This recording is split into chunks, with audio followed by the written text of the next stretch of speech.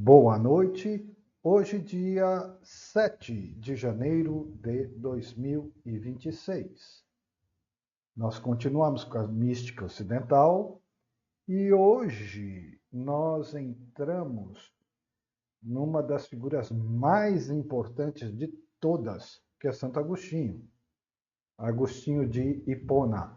E que a gente já vem se familiarizando um pouquinho mais. Nós temos visto um ou outro texto ultimamente, e hoje nós vamos ver um pouquinho mais sobre a figura de Agostinho. Bem, muito bem. Então, vamos ver aqui.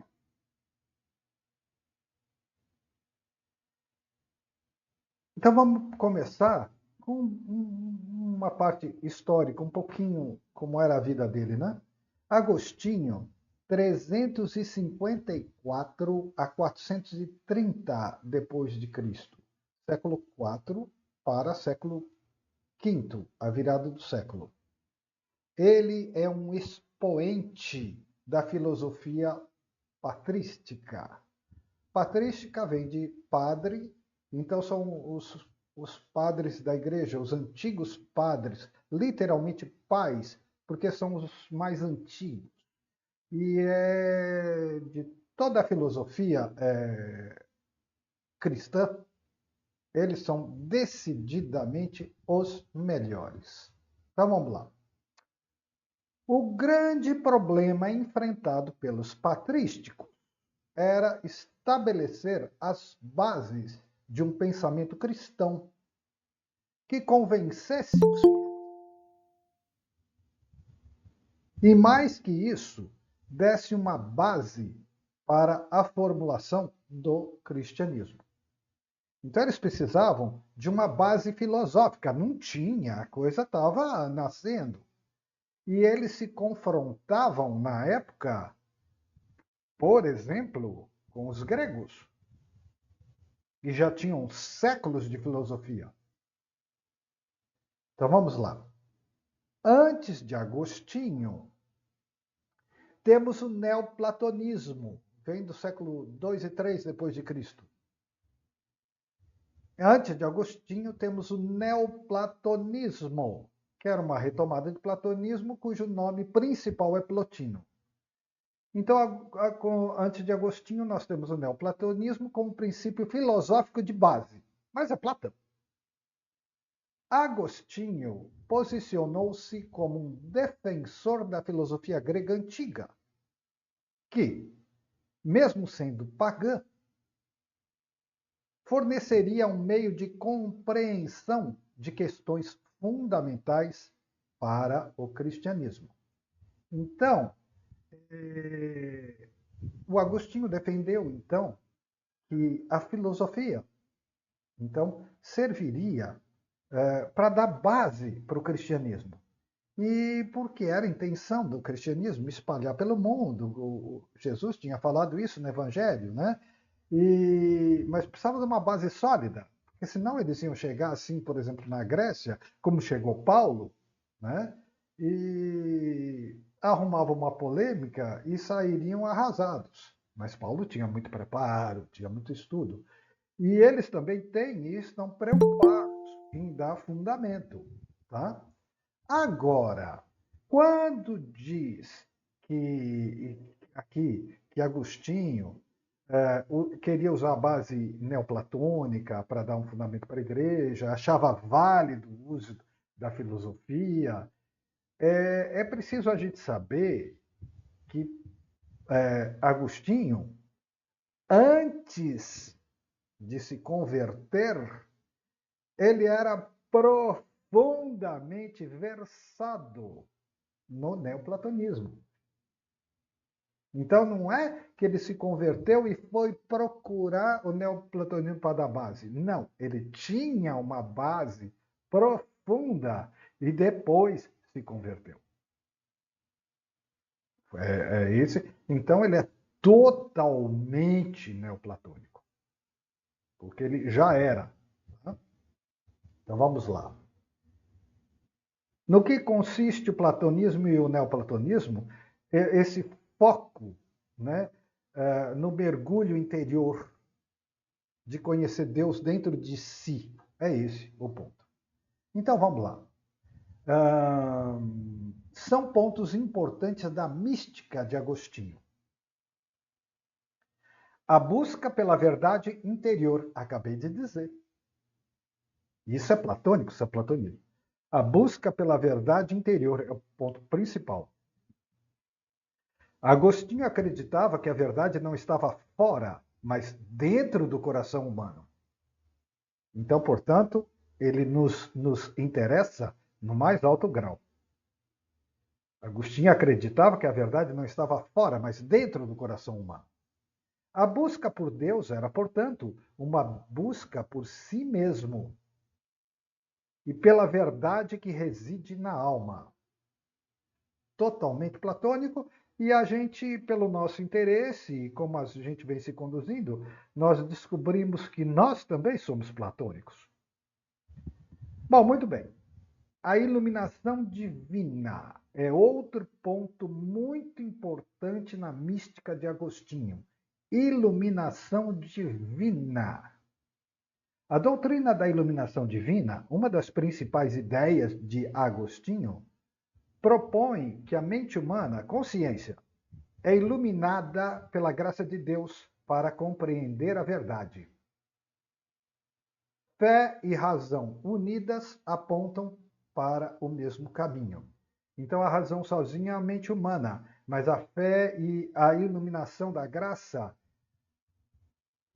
ilumina o caminho. Como assim? Por exemplo, o Goldsmith vai falar, não, medite, escute Deus e deixa que Deus assuma a vida que é dele e que ele caminhe na frente. Taniguchi diz assim, alinhe sua consciência com Deus. Tá? Então, Agostinho vem nessa linha.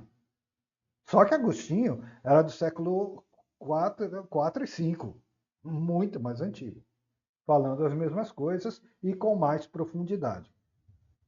Vamos adiante.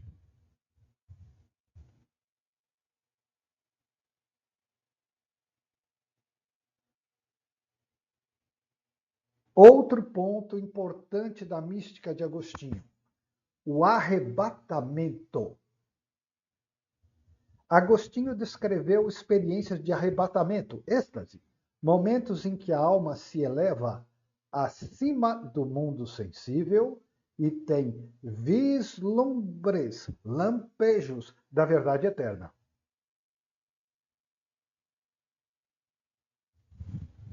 Para nós, pode parecer muito natural o que nós falamos até agora.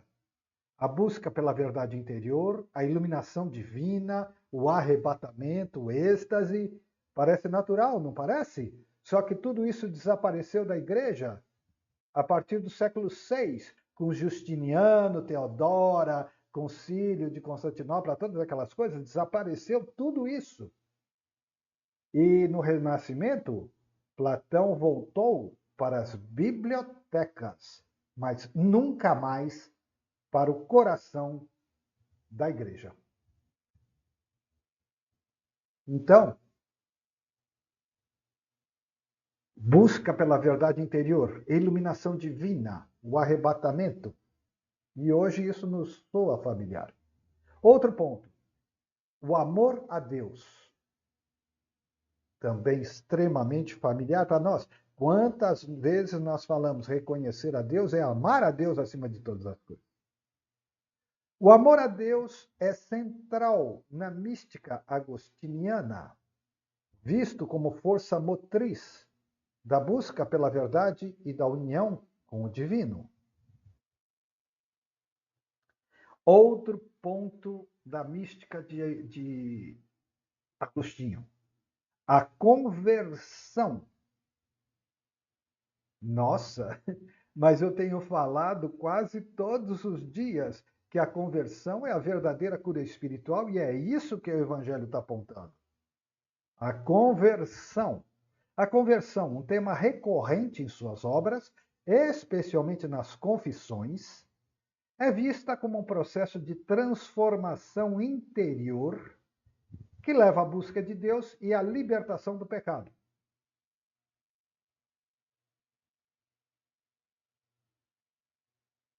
Mais um item da mística de Agostinho: a importância da interioridade. Mas, na verdade, já falamos que era a busca da verdade interior.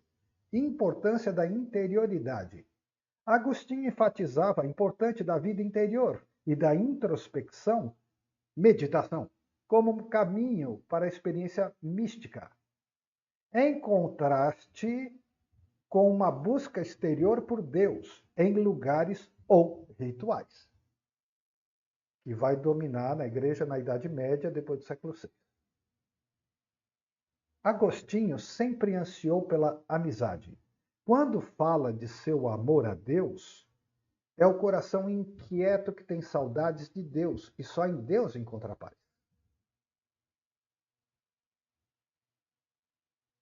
O homem é retalhado por dentro, fragmentado, retalhado, experiência de dor, e anseia tornar-se um consigo mesmo. Entretanto, o homem não pode superar seu retalhamento interno sem a graça de Deus, porque essa unidade que ele busca é o próprio Deus. Ao falar, rezar, cantar ou em silêncio, pode-se ter a experiência da alma elevando-se a Deus. Então ele diz: inquieto está nosso coração até que se aquiete em ti. Isso revela bem a mística dele. Agostinho aconselha penetrarmos em nosso interior e lá descobriremos Deus. Aqui um parêntese também. Então, esse parágrafo diz que Agostinho sempre ansiou pela amizade, fala do amor a Deus, que o coração inquieto, que tem saudades de Deus e só em Deus encontra a paz. Isso é muito importante. Por quê? Porque a mística do período patrístico, do período platônico, neoplatônico, é a mística do eu. Eu sou. E a mística da Idade Média posterior, chamada de escolástica, é a mística do tu, o amado, que me completa. No fim, todo mundo chega na unidade, mas a abordagem é diferente. Ele ama Deus, ele quer amizade com Deus, mas ele procura Deus aonde? Dentro. Essa é a diferença. E aí a Idade Média, inclusive com Teresa d'Ávila e João da Cruz, vai procurar um Deus fora, que pelo amor eles querem se unir e se tornar uma unidade. Quer dizer, chega no mesmo lugar, mas a abordagem é muito mais exterior. Então, daí eu não me identificar. Tá? Por exemplo, Teresa d'Ávila tem um poema que eu cito sempre, né? Vós sois as mãos de Cristo, muito belo, tudo, mas os estudos dela eu sempre deixo de lado, eu acho ela muito chata, né? E muito escolástica, muito medieval, sabe? Então eu sou bem mais esses padres antigos. Vamos lá, mais um pouco. Então falamos dos pontos fortes da mística de Agostinho. Todos eles, assim, bem familiares para nós. Busca pela verdade interior, iluminação divina, arrebatamento, amor a Deus, conversão, importância da interioridade. Tá? E aí essa coisa do amor a Deus, a amizade, mas busca onde? Dentro. Pronto. Ele escreveu que através de Platão sentiu-se impelido a voltar-se para dentro de si. Escreveu isso. Mas esse caminho rumo ao interior deve ser feito com Jesus Cristo iluminando esse interior. Aí é que está Até então, ele era muito versado no platonismo e acreditava em entrar e buscar o eu interior. Mas depois que ele se converteu, ele então compreendeu finalmente que quem ilumina esse interior é Jesus Cristo. Numa forma interior, na modernidade acabou sendo chamado de consciência crística.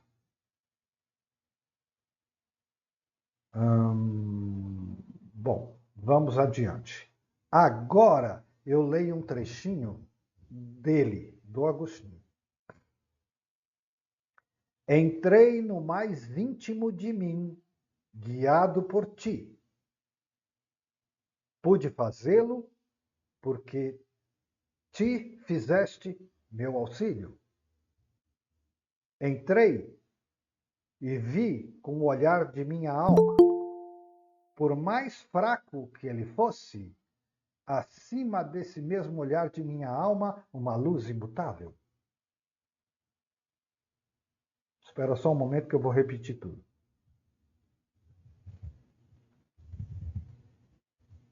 Pronto. Então vamos lá, vou repetir tudo. Entrei no mais íntimo de mim, guiado por ti. Pude fazê-lo porque te fizeste meu auxílio. Entrei e vi com o olhar da minha alma, por mais fraco que ele fosse, o olhar da minha alma, acima deste mesmo olhar da minha alma, uma luz imutável. E brilhando intensamente sobre mim, deslumbraste a fraqueza do meu olhar e estremeci de amor e horror. Enigmático, não? Entrei, vi a luz imutável brilhando intensamente sobre mim, mas tudo isso dentro, porque lá no começo ele disse: entrei no mais íntimo de mim, guiado por ti, porque te fizeste meu auxílio. Entrei e olhei, mas o meu olhar era fraco, mas mesmo assim vi uma luz inacreditável, brilhando intensamente sobre mim. Deslumbraste, me revelou a fraqueza do meu olhar. Estremeci de amor e horror. Estranho, né? Muito misterioso. De amor, porque ele reconheceu a verdadeira natureza. Horror, porque até então ele não tinha uma experiência mística. Então ele foi confrontado com sua, como hoje nós chamaríamos, com sua natureza falsa. Então, essa natureza falsa, diante de uma experiência interior, de uma luz e com auxílio do próprio Deus, essa natureza interior tende a desmoronar, a se desestruturar, que hoje, então, nós chamamos de ego. Então, por isso que Agostinho fala, me encheu de amor e horror. Uma expressão estranhíssima e dificílima de interpretar. Para nós é fácil, porque nós estamos acostumados. Né? Nós sabemos qual é o horror, né? De encarar a própria limitação. Esse é o problema. Tá? Mas é engraçado como ele fala de uma maneira poética e uma maneira profunda, porque ele está falando da experiência dele. Ele não está falando de nenhuma teoria. Bom, então vamos lá. Boa noite. Então, eu repito mais uma vez e continuo. Entrei no mais íntimo de mim, guiado por ti. Pude fazê-lo porque te fizeste meu auxílio. Entrei, vi com o olhar da minha alma, por mais fraco que ele fosse, acima deste mesmo olhar de minha alma, uma luz imutável. E brilhando intensamente sobre mim, deslumbraste a fraqueza do meu olhar e estremeci de amor e horror. Por causa da fraqueza do meu olhar. Bom, A visão da luz interior, para Agostinho, nunca é algo simplesmente intelectual, mas, na verdade, sempre conjugada ao amor. Ele é um místico, claro. Então, a visão da luz interior, que ele acabou de descrever, nunca é uma experiência intelectual racional, mas ela é sempre junto com o amor. Se não tivesse algo de intelectual, ele não conseguiria nem contar. Mas a experiência é uma experiência de amor. Prossigo. Sua mística não consiste apenas num retorno intelectual ao interior do ser. Por exemplo, apenas um estudo, uma filosofia, uma teoria.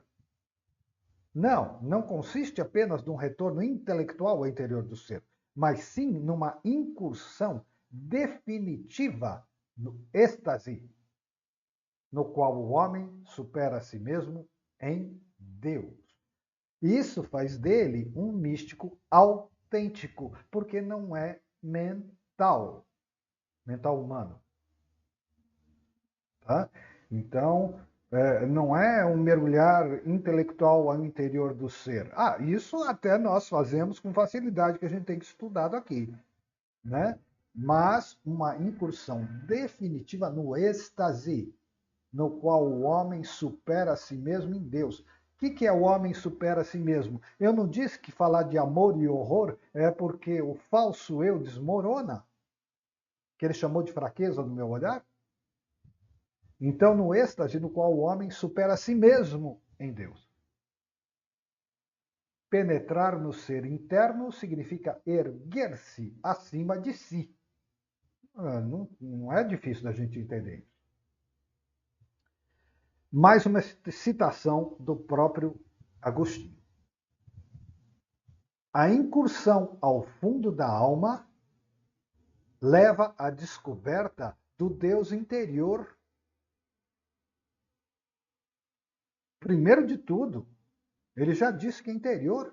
A incursão ao fundo da alma leva à descoberta do Deus interior, que é infinitamente maior que a alma, levando-nos ao êxtase no qual transcendemos a nós mesmos.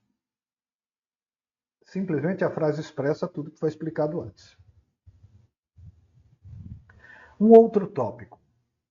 Agostinho, nas Confissões, afirma que o tempo é subjetivo.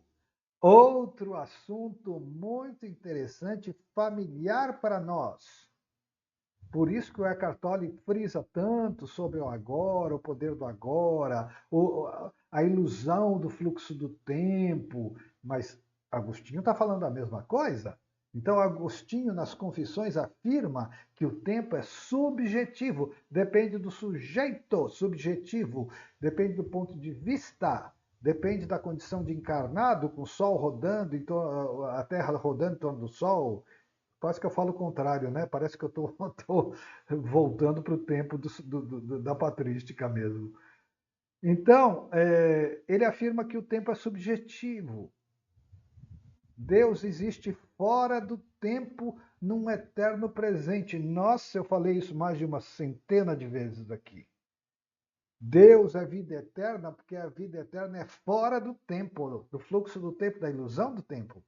Num eterno presente. Esse agora, que o Tolle chama de poder do agora. Então, Agostinho, nas Confissões, afirma que o tempo é subjetivo. Deus existe fora do tempo, num eterno presente. Quantas vezes eu falei que o tempo de Deus é o presente, é o agora? Deus não existe no passado, Deus não existe no futuro, Deus só existe agora. O tempo só existe dentro do universo criado. Porque apenas no espaço é possível discernir o tempo, através do movimento e das mudanças. Tempo, espaço, movimentos e mudanças. Só que Deus não é nada disso. Deus é o agora, imutável, eterno, fora do tempo. É a nossa experiência que está no fluxo do tempo. Movimento, mudança. Espaço, tempo, ponto de vista, encarnação. Bem, vamos ver Agostinho falando do tempo. O que é, pois, o tempo? Se ninguém me pergunta, eu sei. Mas se quero explicá-lo a quem me pergunta, já não sei. Contudo, ouso afirmar que, se nada passasse, não haveria tempo passado. E se nada viesse, não haveria tempo futuro. E se nada existisse, não haveria tempo presente. Como podem existir esses dois tempos, o passado e o futuro, se o passado já não é e o futuro ainda não é? Quanto ao presente, se fosse sempre presente e não passasse ao passado, não seria tempo, mas eternidade. Repito, quanto ao presente, se fosse sempre presente e não passasse ao passado, não seria tempo, mas eternidade. Se, portanto, o presente, para ser tempo, deve passar ao passado, como podemos dizer que ele existe, se sua razão de ser é precisamente deixar de ser? Não sei se vocês estão captando a importância do poder do agora, como Tolle explica. Ele está dizendo que o presente do relógio, ele passa. Se ele passa, a razão dele é justamente deixar de ser. Ele não tem fundamento. Porque se ele não passasse, ele seria eternidade. Mas quando ele é eternidade, ele está fora do tempo, ele é Deus. Então eu repito. Quanto ao presente, ele disse: como podem existir esses dois tempos, o passado e o futuro, se o passado já não é e o futuro ainda não é? Quanto ao presente, que é um pouco mais complicado, se fosse sempre presente e não virasse passado, não seria tempo, mas eternidade. Se, portanto, o presente, para ser tempo, deve se transformar em passado, como é que a gente pode dizer que ele existe? Se sua razão de ser precisamente deixar de ser. Eis, porém, que em ti, Senhor, nada passa. Tudo é presente. Mas se o presente que não passa, então é eterno. Eis, porém, que em ti, Senhor, nada passa. Tudo é presente, porque não há amanhã nem ontem em ti, mas apenas o hoje. E esse hoje não se sucede a ontem, nem precede o amanhã. O teu hoje é eternidade. Por isso criastes todas as coisas e estás acima do tempo. E ainda assim, o tempo procede de ti. Então, vejamos como muito do que a gente vê, né, da espiritualidade moderna está aqui. Ele acabou de enunciar de uma maneira clara e profunda, né, o poder do agora. Só que Agostinho, como convertido, ele não fala o poder do agora de uma maneira impessoal, budista, como diz o Tolle. Ele diz com todas as letras: esse agora é Deus. Já o Goldsmith já tem uma linha bastante cristã, vamos dizer. É Deus mesmo. Tá? Bom, muito bem. E o Taniguchi? E o Taniguchi diz: não há diferença entre uma coisa e outra. Nesse ponto, o Taniguchi é brilhante. Não há diferença entre uma coisa e outra. A diferença está no ponto de vista e no ser humano que está falando, não na experiência em si. Muito bom. Então ele falando sobre o tempo. Muito bonito ele falando sobre o tempo. Espiritualidade moderna está toda aqui, em 1 ou 2 parágrafos. Sobre o antigo paradoxo da onipotência e da suprema benevolência de Deus sobre o mal, bom, vamos ver o problema do mal. Afirma Agostinho que Deus é o supremo bem e o único caminho possível para o bem. No entanto, há a possibilidade deixada pelo livre-arbítrio de que o homem afaste-se do bem e vá em direção ao mal. Deus seria o bem e a distância de Deus seria o mal, o caminho oposto à iluminação divina, tipo virar-se de costas para o sol e projetar a própria sombra.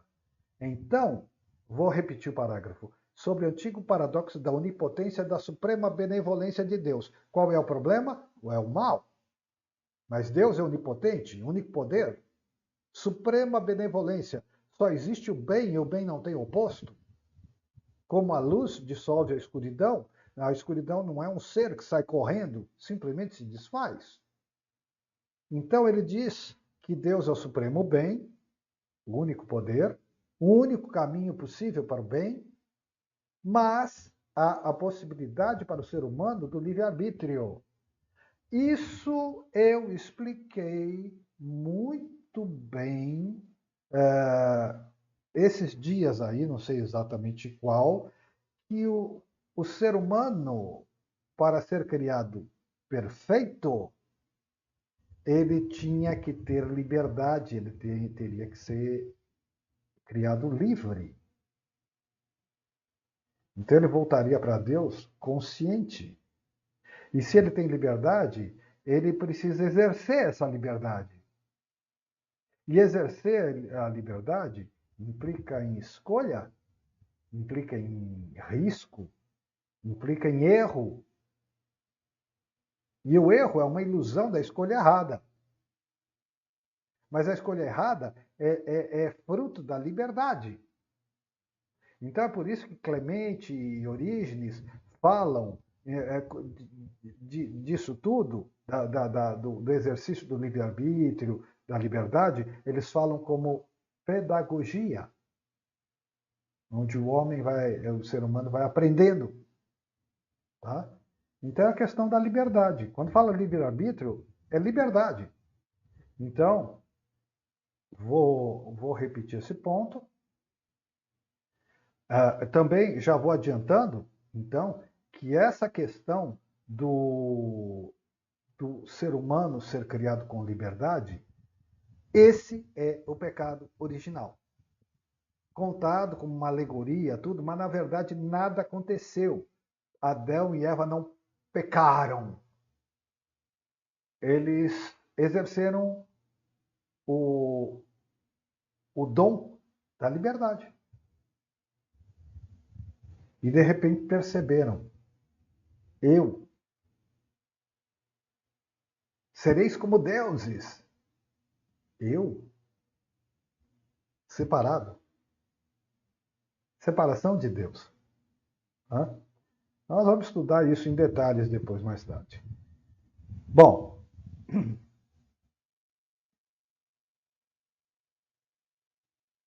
por isso que Orígenes, principalmente, fala em restauração. Porque há algo a ser restaurado. Não há mal a ser castigado, nem nada. Há uma condição original a ser restaurada. Bom, vamos lá. Então, eu repito. Sobre o antigo paradoxo da onipotência da suprema benevolência de Deus sobre o mal, afirma Agostinho que Deus é o supremo bem e o único caminho possível para o bem. Não tem caminho do mal. No entanto, há a possibilidade deixada pelo livre-arbítrio de que o homem afaste-se do bem e vá em direção ao mal, a sombra que ele mesmo projeta quando vira de costas. Deus seria o bem, e a distância do bem de Deus seria o mal. Caminho oposto à iluminação divina. Quer dizer, então eu tenho a liberdade de virar de costas. E só eu tenho a liberdade de virar de novo de frente para a luz. Bom, mais um texto de Agostinho. O apóstolo manda que nos alegremos, mas no Senhor, não no mundo. Pois afirma a Escritura: a amizade com o mundo é inimizade com Deus. Assim, como um homem não pode servir a dois senhores, da mesma forma ninguém pode alegrar-se ao mesmo tempo no mundo e no Senhor. Portanto, irmãos, alegrai-vos no Senhor e não no mundo. Isto é, alegrai-vos com a verdade, não com a iniquidade. Alegrai-vos na esperança da eternidade, não nas flores da vaidade. Alegrai-vos assim, onde quer que estejais, e em todo o tempo que viverdes neste mundo. O Senhor está próximo. Mas não é no futuro. O Senhor está próximo, quer dizer, aqui. Não vos inquieteis com coisa alguma. Se fosse próximo no futuro, nós ficaríamos inquietos. O Senhor está próximo, está aqui. O Senhor é chegado, não vos inquieteis com coisa alguma. Que interessante isso aqui. Olha, eu vou repetir porque eu vou comentar. Tá? Ninguém pode se alegrar-se ao mesmo tempo no mundo e no Senhor. Alegrai-vos no Senhor, não no mundo. Alegrai-vos com a verdade, não com a iniquidade. Alegrai-vos na esperança da eternidade, não nas flores da vaidade. Alegrai-vos assim. Né? Qual é o problema aqui?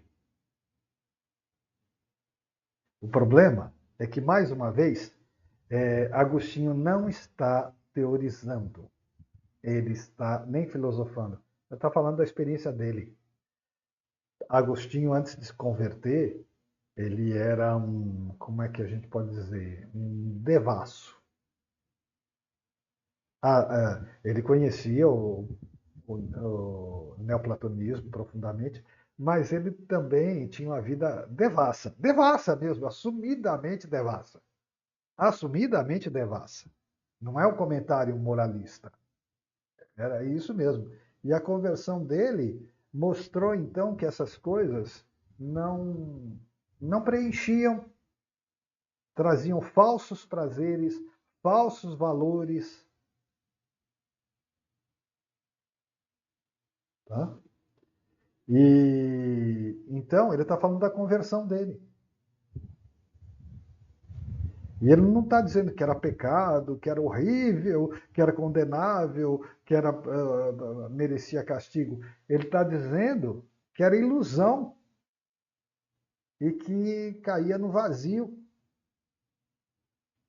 E que enquanto ele amava as coisas do mundo, ele não dava espaço para Deus. Então não se pode amar a dois senhores.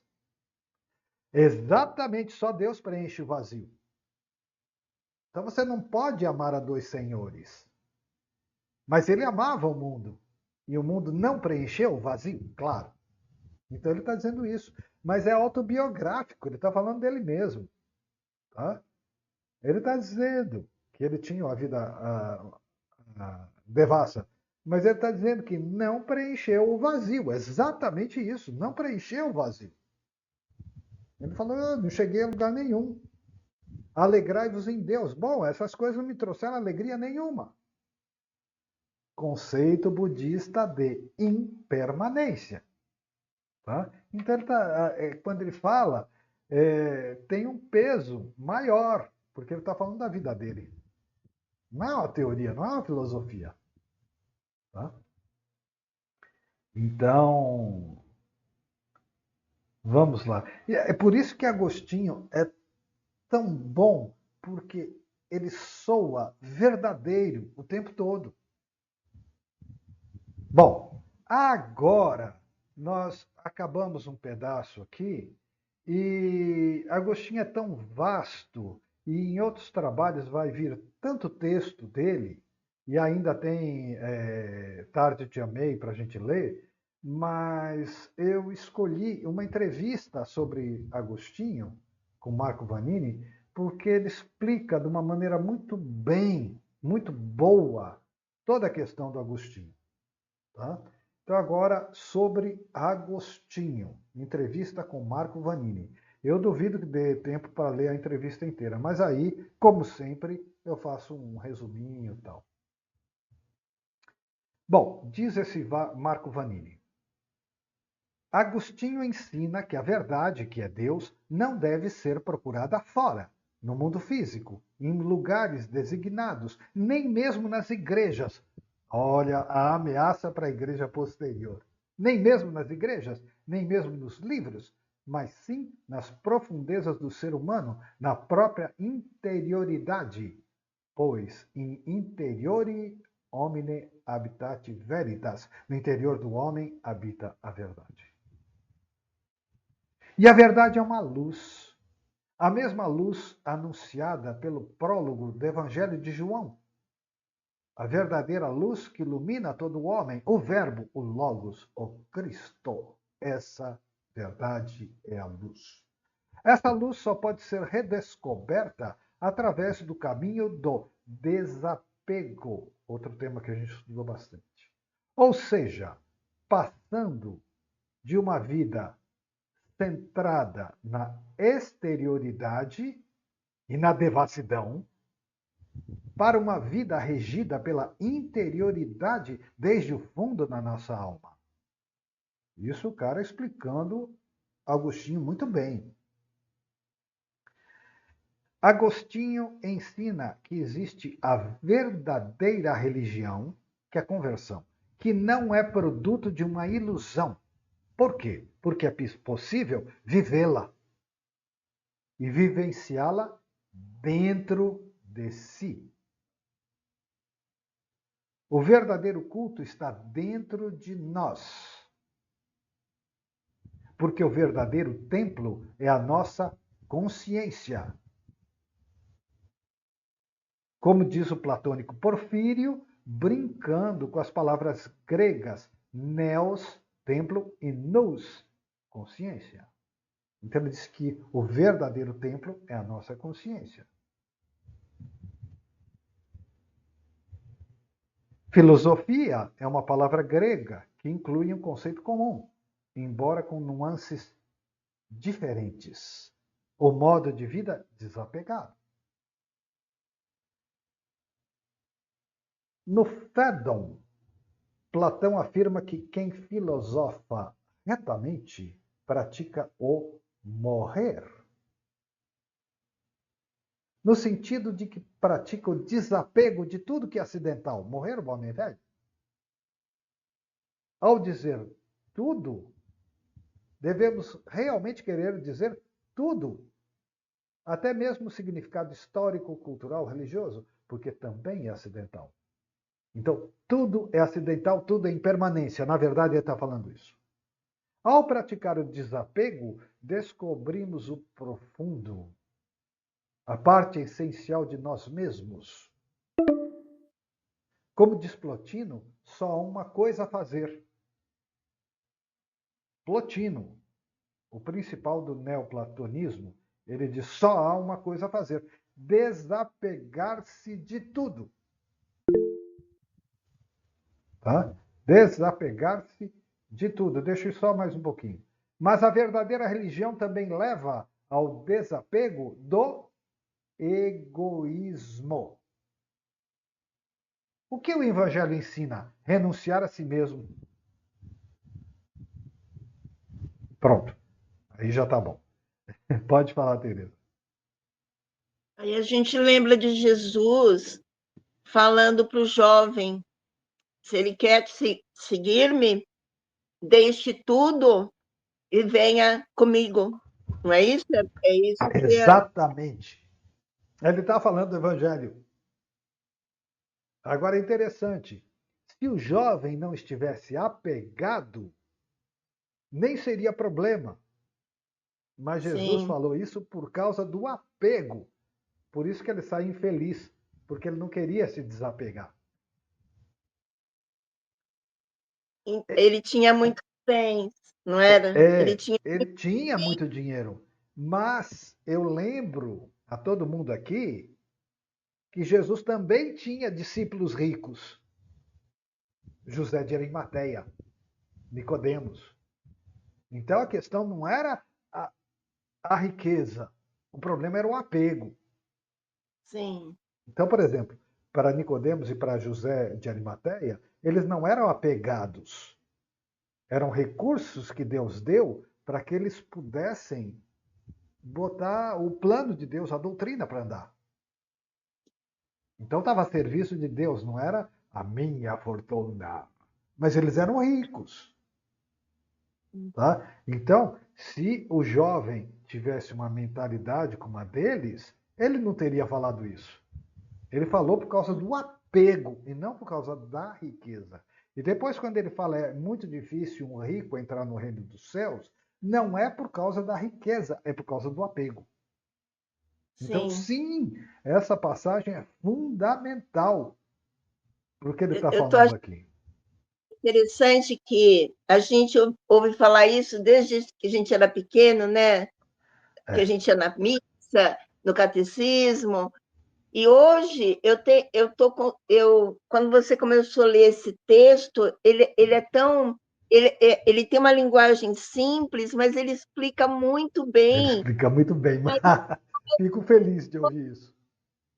E aí você começa a entender um monte de coisa que Aham. ainda está confusa, né? Então estamos crescendo, graças a Deus. Fico super feliz de ouvir isso. Tá? Sim, sim. Estamos É verdade. caminhando e vai indo bem, porque hoje a gente entende de uma outra forma. Né? Então, Sim. muito bom. Tá? Então vamos mais um pouquinho. Já que está bom mesmo, então vamos mais um pouquinho. É, eu fico tão feliz porque, poxa, minha vida hoje é isso, né? Está orientado em cima disso. Então, gratificante. Vamos lá. Então, ele falava do desapego, né? E para descobrirmos o profundo, a parte essencial de nós mesmos, e Plotino dizia que só uma coisa a fazer, desapegar-se de tudo. Agora, vocês lembram quando Gilda pediu um curso sobre desapego? Olha a importância disso. Plotino diz que só há uma coisa a fazer: desapegar-se. E eu dei o exemplo de José de Arimateia, que era rico, mas era desapegado. Uma pessoa chave no processo todo. Mas tinha a hora certa dele. E Jesus nunca pediu que ele fosse pobre. Ele tinha a missão dele na hora certa. Bom, mas a verdadeira religião também leva ao desapego do egoísmo. Mas esse é o verdadeiro desapego. Quer dizer, mergulhar mais fundo no desapego é se desapegar do seu próprio egoísmo. Aí ele continua. O que o evangelho ensina? Renunciar a si mesmo. Ele está falando do evangelho mesmo. Renunciar a si mesmo. Se alguém quiser vir após mim, renuncie a si mesmo. Quem neste mundo odeia a sua vida, guardá-la-á para a vida eterna. Odeia é um termo muito forte. Rejeita, quer dizer, não tem medo de perdê-la. O grão de trigo, se morrer, dá muito fruto. Então ele vai falando várias vezes da renúncia de si mesmo. Mesmo a religião, tal como a filosofia grega antiga, é, portanto, uma procura da verdade essencial, através da prática de uma vida desapegada. Pronto, sabe? Praticar o desapego, que é morrer o homem velho. Já foi falado lá em cima. Para Agostinho, a religião em sua essência é um puro movimento da alma, ou inteligência, sabedoria, né? Nous. um movimento da alma, uma inteligência, em direção à verdade, que é Deus. Então, a religião, em essência, é um movimento em direção à verdade, que é Deus. No início de Vera Religione, da religião verdadeira, no início de Vera Religione, livro dele, do Agostinho, ele argumenta que os cristãos são herdeiros de Platão, porque buscam a verdade no desapego. Aí, o repórter diz o seguinte: então, que lugar ocupa a encarnação de Deus, Natal? Que lugar ocupa a encarnação de Deus na história? História é tempo. A pergunta dele. Então, que lugar ocupa a encarnação de Deus na história? Não parece essencial. Nossa, uma pergunta fundamental. Pode parecer ignorante, tosca, mas esse é o problema que nós levantamos esta semana. Que a igreja se ressentiu muito do contato com os pagãos, porque eles começavam a achar que, através da evolução da reencarnação, então o Cristo seria desnecessário e a alma poderia se salvar sozinha. Não foi isso que nós estudamos? E agora o repórter fala a mesma coisa. Ele diz assim: bem, mas se é o mergulho interior e tudo mais, então a encarnação divina, a vida natal, Jesus encarnar, parece desnecessário. Agora, perceba a sutileza. Ele diz qual é o lugar da encarnação divina na história. Mas Jesus veio para transcender o tempo, a história, e dissolver a ilusão do mundo. Ele quer um lugar na história. Então, a pergunta já é toda distorcida. Mas o entrevistado não vai focar nisso, ele vai responder com naturalidade. Mas repare na sutileza. Ele já condiciona a pergunta do papel de Jesus, do Natal, na história. Ele já condicionou a pergunta e já pressupõe uma resposta que ele está esperando. Quando nós vimos aqui, agora, que Agostinho não tem esse conceito de tempo. Mas a pergunta já veio dentro do contexto de tempo. Engraçado isso, né? Tá? Então, isso não vai ser desenvolvido, mas eu chamo a atenção para a sutileza da pergunta. Então, peraí. Então, que lugar ocupa a encarnação de Deus na história? Não parece essencial. Mesmo discurso, se a alma pode se salvar sozinha. E aí o Vanini responde: esta é a objeção que tem sido levantada ao longo dos séculos contra os místicos cristãos. Então ele está dizendo, realmente, essa pergunta é antiga. Acabei de dizer isso. Meister Eckhart, no século XIV, bem como Fenelon, no século XVII, até hoje. Não há, a meu ver, nenhuma relativização da encarnação. Se pensarmos, como disse, que no fundo do ser humano está a luz eterna, como Dante chama Deus, luz eterna, que é o Logos, é o Cristo. Bom, aqui também outra sutileza. Aí é a minha interpretação. Mas quando ele diz que essa objeção não é nova, todo mundo sempre criticou isso, mas ele diz assim, olha, não há nada de relativo em relação à encarnação, se a gente pensar que o Cristo é o fundo do ser humano onde está a luz eterna. Então o que importa é a luz eterna, não importa a caminhada de encarnações ou não encarnações. Jesus não veio mostrar o progresso das encarnações, ele veio dissolver a ilusão fundamental e mostrar o Deus interior. Então, o Vanini, assim como eu, para ser sincero, não vejo contradição nenhuma. A igreja vê. Mas não é a igreja platônica dos padres antigos, é a igreja medieval escolástica, que depois ela nunca mais retomou Platão. Então eles dizem, reencarnação não existe. A ideia do demônio, do pagão, só existe ressurreição. Mas esses antigos nunca falaram isso. E o próprio Evangelho, quando a gente vê o cego de nascença, Elias, não falava isso. Realmente não falava isso. E eu não posso continuar, que pena. Eu estava achando esse texto tão bom também. Então, ele começa a dizer, né? Eu só vou ler mais um pedacinho. A esse respeito, que ele disse que o Natal era inútil, né? Não parece essencial.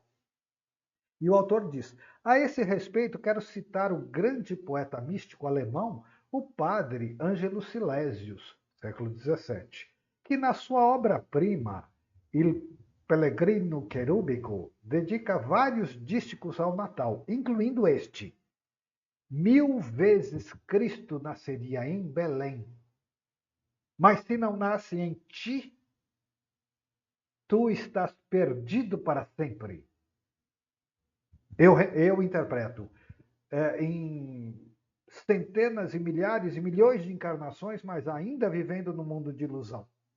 Se o Cristo não nascer em ti. Então, não tem nada a ver. Não tem nada a ver a crítica do cara. Nem a crítica que faziam. Que Deus se encarnou em Cristo é, portanto, verdadeiramente importante. Mas se não encontrarmos o Cristo em nós, isso não nos serve de nada. Muito bonito. Então, a partir da semana, eu retomo daqui.